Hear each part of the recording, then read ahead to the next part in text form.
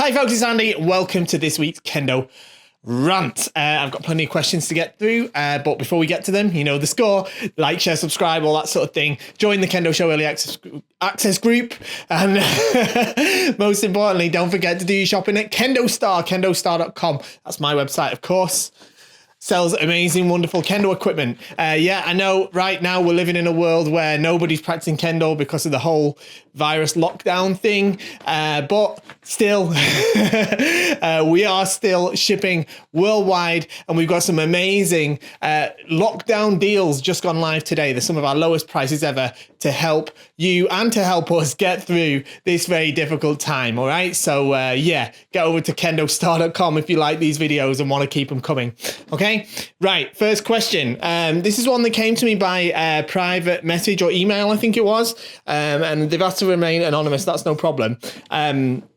It says there's three questions here, so let's read them one at a time. Okay, so the first one says, a few taikai I've attended, whether as a competitor or a spectator, I've noticed that Japanese Shimpan seem to be, in general, much greater sticklers for correct dojo etiquette, proper order of rei with Shinai and Sageto, Taito, and 3 steps forward, etc.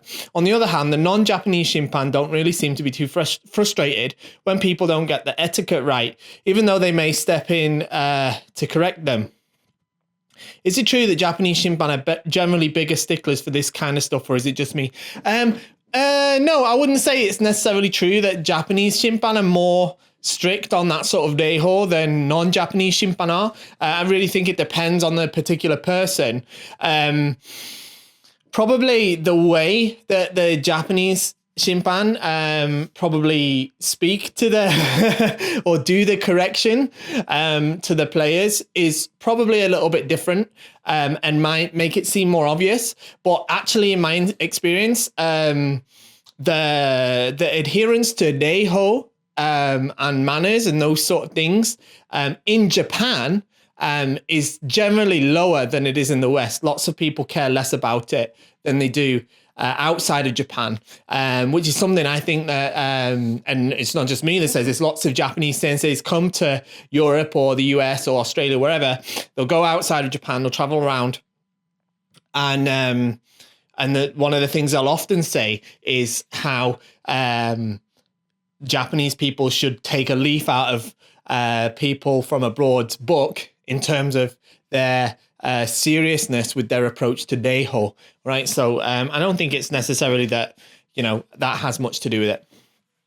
And number 2, whilst my sensei is undoubtedly a nice person generally, they can be a little grumpy sometimes, no, not always, during practice. You're not from my dojo, are you? No, you probably wouldn't say I'm a nice person generally. For example, one time I forgot the footwork to receiving kote men. They shouted at me and tapped me on the head with Shinai. Another time, I forgot to do the fumikomi-ashi, and they yelled "fumikomi" in anger as if I had run over their dog. Is this occasional grumpy behavior perhaps slightly put on, i.e. the teacher pretends to be more irritated than they actually are, perhaps to push the students to improve, or is it, from a sensei's perspective, genuinely frustrating when students don't do things correctly? And they do tend to address me by my surname a lot of the time as opposed to by my first name. Okay. So this one, I did email you about this, and you said that you'd sorted out the bit about them referring to your surname rather than your first name, so we can skip over that. My advice was going to be just talk to them and say, hey, by the way, you can call me by my first name. I'm sure they would have, but it sounds like you sorted that anyway. But look, about the sensei's attitude towards you during the practice, I asked you as well by email, actually, I asked this person by email if their teacher was a Japanese person, or Japanese sensei. And they said yes, it was. And that was what I was suspecting, because this kind of teaching is popular in Japan. Now, it's not exclusive at all. I'm a bit like this, actually. Probably some of my students would say. Because, yeah, it's part of how... There's a couple of reasons for it. One, you don't... When you're kind of trying to teach a group of people, sometimes you have to tell them something quickly in a straightforward way that they'll understand. So Hey, just now when you was doing men's strike, I think it'd be a bit better if like you did better fumikomi when you did it. Like, there's not always a time for that kind of conversation, So you see the student not doing fumikomi. Hey, fumikomi, not doing fumikomi. Have to do fumikomi, And sometimes that urge to say it quickly sounds angry. Secondly, I wouldn't look at it as anger, more as passion. Yeah. In Japan, it's considered, for the most part, it's considered positive when sensei takes that tone with you. It's a sign that they care about your improvement, rather than not really bothering with you. So yeah, I'm not surprised. I don't think it's meant in a nasty or mean way. It's just an effective, quick way of telling you something. And yes, probably it is frustrating sometimes as a teacher when you tell somebody something over and over again, every time the same week, and still they're not quite getting it. It's a bit like, come on. I can empathize to that feeling as well. But I actually doubt it's that so much. It sounds to me just that it's more of what I've already said. And then number 3, is it usual for senseis in Kendo to generally give constructive criticism rather than praise? I very much appreciate getting constructive criticism. Better to get all the constructive criticism rather than none. But if it is the case that senseis don't dish out praise generally, that's fine. Otherwise, I really haven't received any praise for my Kendo. Again, especially Japanese sensei, no, they don't give praise. I never heard in fact, it's almost like I used to get the praise sometimes from the senseis in Japan, but it was very like, how can I say? It wasn't genuine. And it's not that they were lying at all. Of course not. But if you watch a Japanese sensei with their Japanese students, they don't give them the praise. They're not like, oh yeah, that was really good. Well done. Never. They just tell you what's wrong. And that was something that was really hard for me to deal with at first. When I first met some Japanese teachers, because at the very first, like when I lived over there, yes, they gave me praise. Oh, wow, you're really good. Oh, wow, that was good. Yeah, that was, and what it meant was I was better than they were expecting I was going to be, especially as I was a foreigner. And I was living in places where there weren't often foreigners there. So they hadn't seen foreigners do Kendo before. Some of them didn't even know that foreigners knew what Kendo was. So, yeah, I did get praise, but it wasn't, like I say, it wasn't that they were being disingenuous or something. It's just that I was better than they thought I was. And it wasn't that I was actually good or doing something right. I was just doing it better than they thought I'd be able to. And it took me a while to build up a rapport with some senseis to get past that. So that they'd actually turn around and say, no, that's rubbish. That's not how you're supposed to do it. And then once I got on that sort of level, that sort of relationship with a teacher, like a regular relationship in that respect, then the praise disappears, and then they actually start teaching me, and then they just tell you what's wrong. If they don't tell you what's wrong, it means you're doing it okay. So yeah, that's normal. Don't worry too much about it. Okay, next question. I struggle a lot with foot care in the dojo. My feet get torn raw, usually every practice. During this dojo downtime, can I pre-prep or toughen my feet with calluses somehow? I don't know how you're going to do that whilst we're out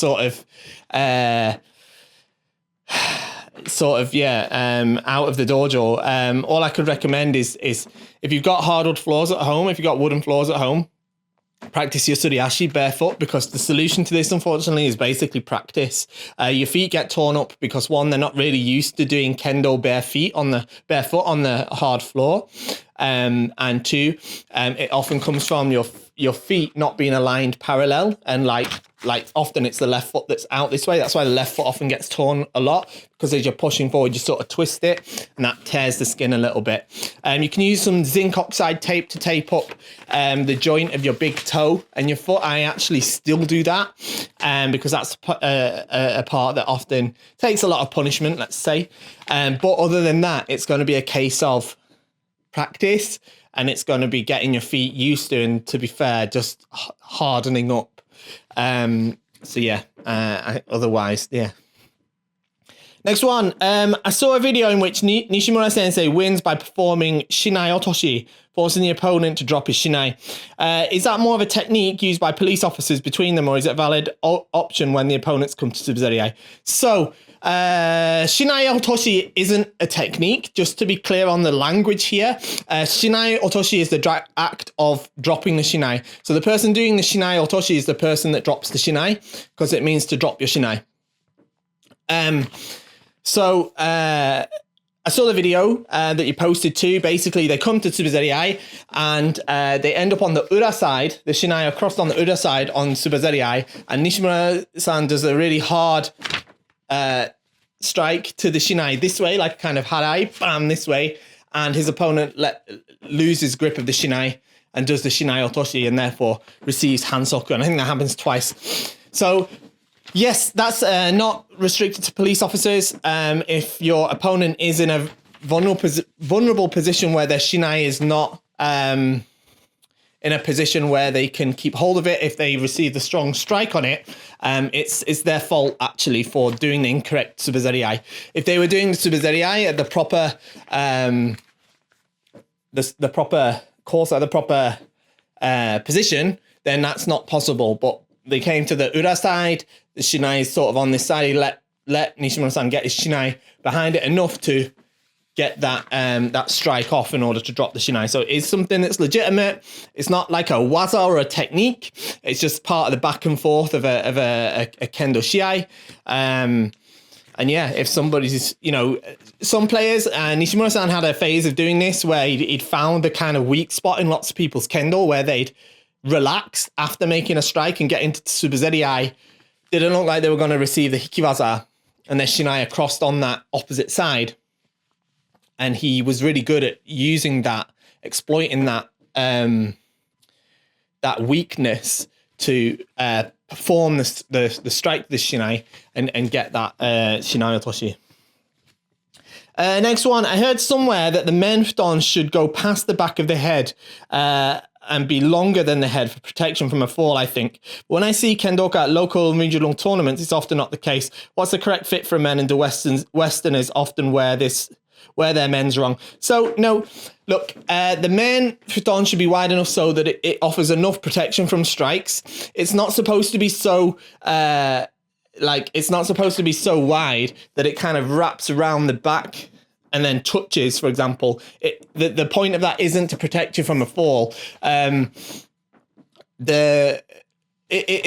has to be long enough, wide enough, I should say, really, because it's the width of the futon, like I say, to protect you from strikes from the Shinai, okay? So you shouldn't have, too much of your head sticking out here because the Shinai could wrap around and hit it. Having said that, everyone's head is slightly different shape, yeah?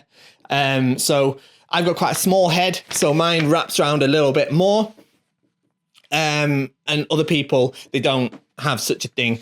As it happens, in Japan at the moment, the current fashion is to have it shorter. So actually some of the head is showing.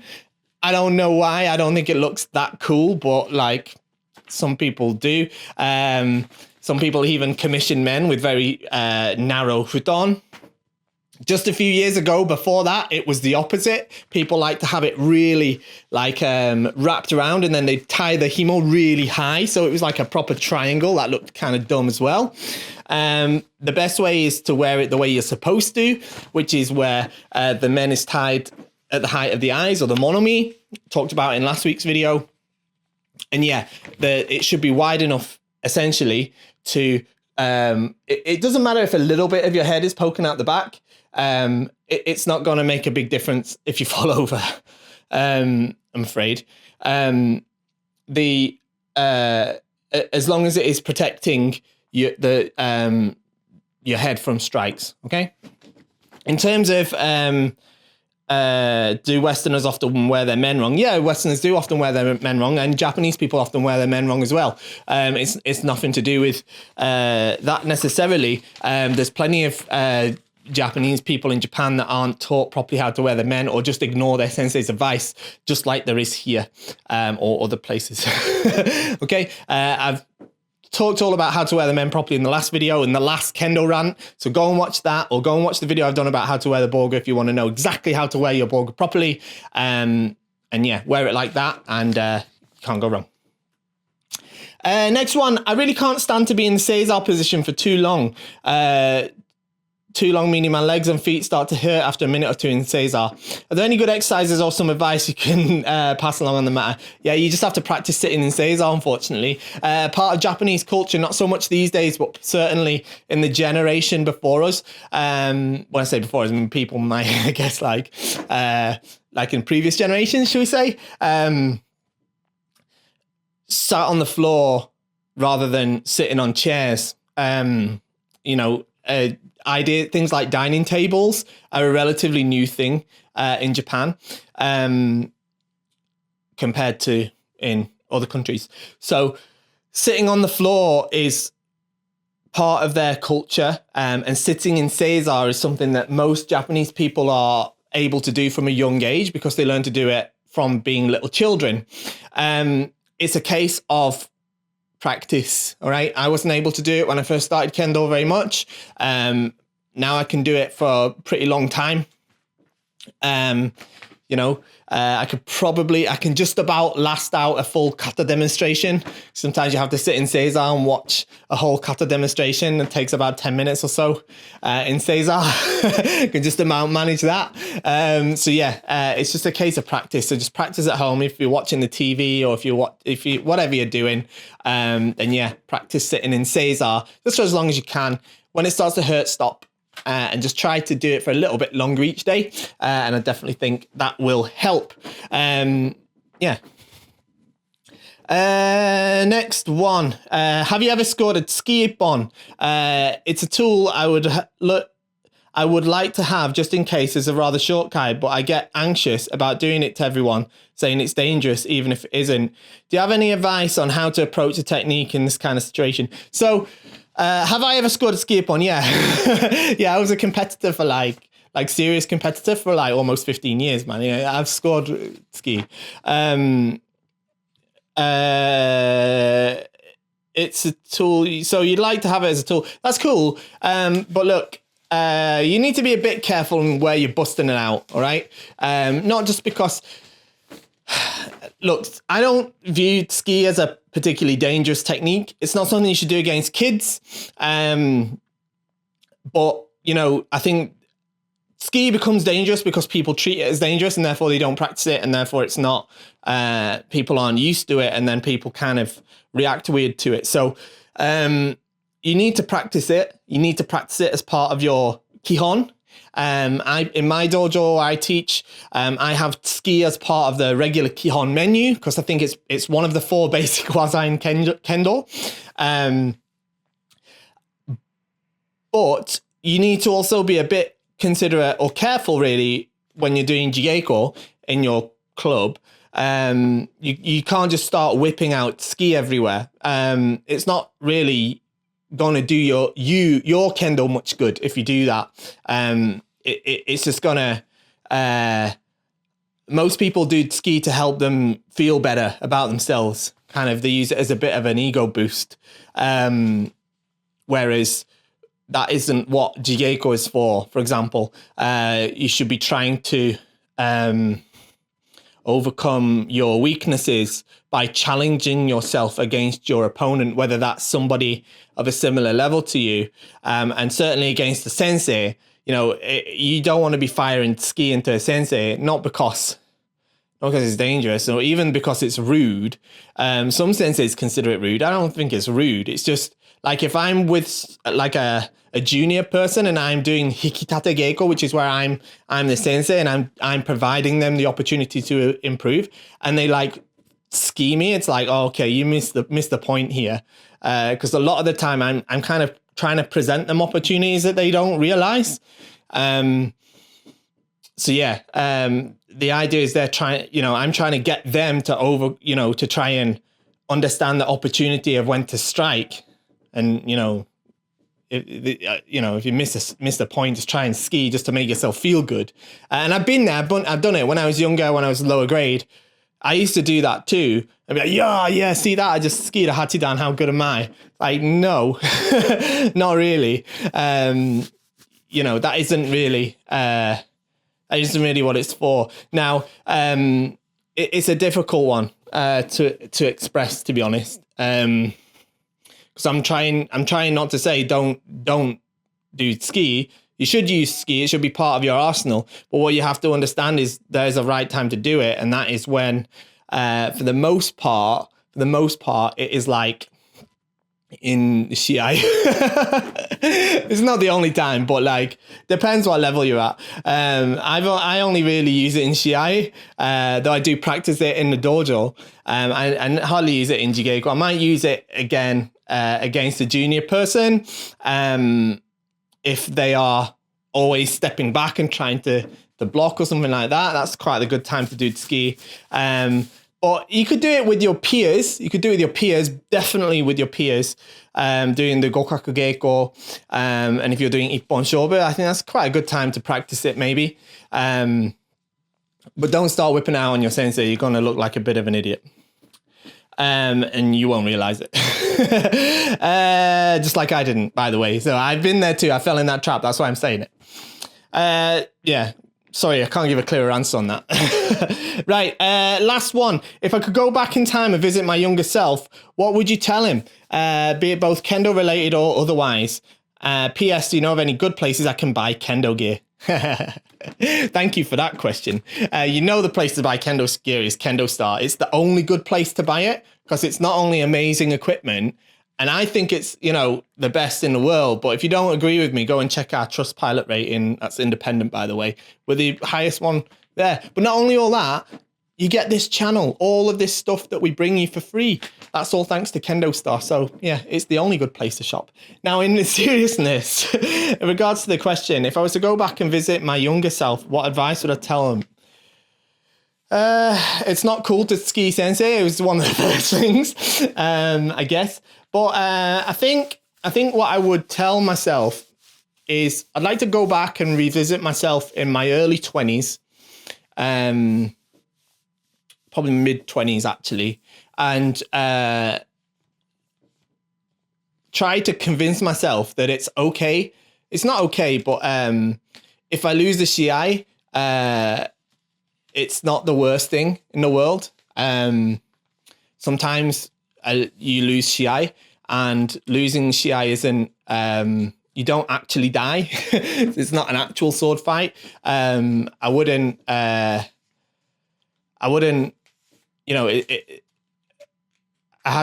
should care less about losing and just focus on doing the Kendo that I want to do.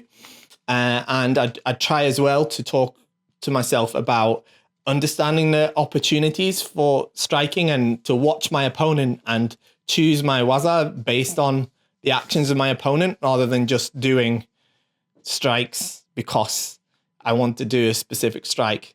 I probably didn't figure that out until I was well on my way to probably till after I got my 5th dan. I don't think I was really figuring that out. I was pretty much just doing Kendo by myself. So yeah, if I'd figured that out earlier, I could probably have been a more successful competitor, and I probably could have improved a lot more. And I could probably be doing better Kendo than I am now. Having said that, if I hadn't gone through that, maybe I wouldn't have come to understand what I understand now. So I don't know. Maybe there's loads of things I'd say to myself. I'd sit myself down and I'd have an hour of telling myself of all the stuff that I have to know. Things like the importance of the left foot, the importance of understanding to be able to attack without moving the left foot, without having to set up the left foot. That means making a kamae that's able to strike at any moment without preparation. Understanding how important it is to bring the left foot up quickly, how important it is to focus on striking with the lower body and getting, practicing solid kihon above practicing flashy, fanciful, fun waza that you don't need. And yeah, to get over myself a bit. I think that's it. So that was the last question. I hope you enjoyed. Really weird time for everyone, I know, because obviously, like I say, Kendo is not like happening anywhere, but Kendo, we still want Kendo in our lives. So I do hope you're enjoying these videos. I'm trying to put something out there all the time. Don't forget as well, join the Kendo Show Early Access group. I've been doing a bit of an experiment recently where I've been doing impromptu live streams where I've been throwing up a Kendo video, like an old All Japan Championships or some high school Kendo, and been sort of watching it together with the people in the group live. And that's been really fun.